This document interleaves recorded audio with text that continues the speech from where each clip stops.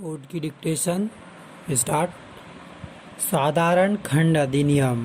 1997 की धारा 26 का संज्ञान उच्च न्यायालय को लेना चाहिए था,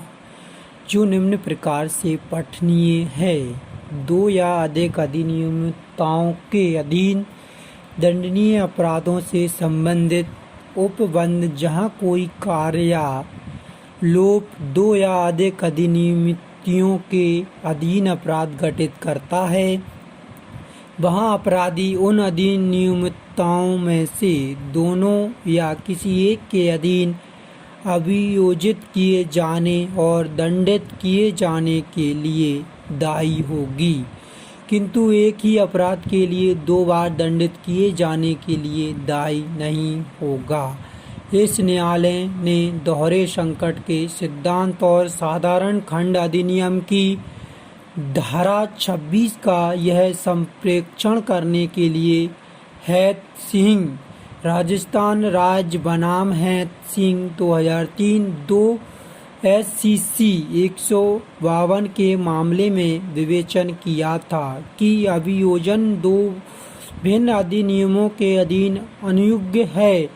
यदि प्रावधानों के आवश्यक तत्वों की उन्हीं तथ्यों पर तुष्टि की जाती है, उनमें खान और खनिज विकास और विनिमय अधिनियम 1957 और भारतीय दंड संहिता के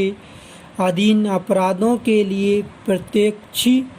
की अभियोजन के बारे में विवाद पर विचार करते समय राज्य बनाम संजय 2014 9 SCC 772 में इस न्यायालय ने अवधारित किया था कि व्यक्तियों को दंड संहिता के अधीन अभियोजित करने में कोई वर्जन नहीं है, जहां दांडिक और संयंग अपराध व्यक्तियों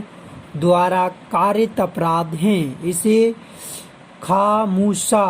अधिनियम के प्रावधानों का परिशीलन स्पष्ट कराता है कि केवल इस कारण भारतीय दंड संहिता के अधीन अभियोजन के लिए कोई वर्जन नहीं है कि शासित को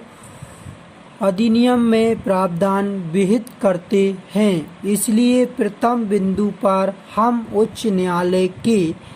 निष्कर्ष को आपास्त करते हैं। दूसरे बिंदु के संबंध में कि क्या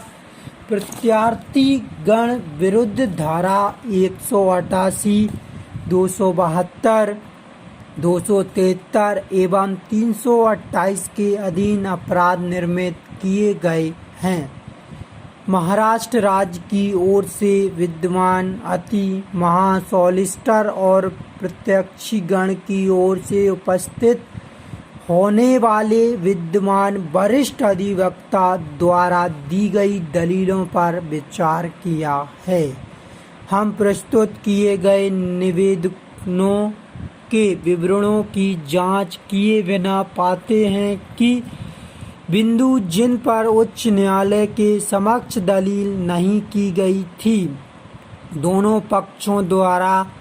उठाए गए थे। पक्षकारों को हमने सुझाव दिया था कि दोनों पक्षों को सभी दलीलों को उठाने की अनुमति देकर मामलों पर जिन्हें हमारे समक्ष उठाया गया था, नए सिरे से उच्च न्यायालय द्वारा विचार किया जाना होगा। मामला उच्च न्यायालय को प्रति प्रेषित करने के प्रति दोनों पक्षों द्वारा कोई गंभीर आपेक्ष नहीं था। विद्यमान वरिष्ठ अधिवक्ता प्रत्यक्षीगण की ओर के द्वारा किया गया एकमात्र निवेदन यह है कि उच्च न्यायालय के समक्ष दांडिक रिट याचिका और दांडिक आवेदन लंबित रहने के दौरान प्रत्यक्षीगण के विरुद्ध कोई प्रपीड़क कार्रवाई नहीं की जानी चाहिए। उच्च न्यायालय को विरचित दूसरे बिंदु के संबंध में हम नए सिरे से दांडिक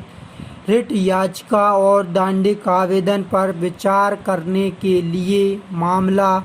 प्रति प्रेषित करते हैं।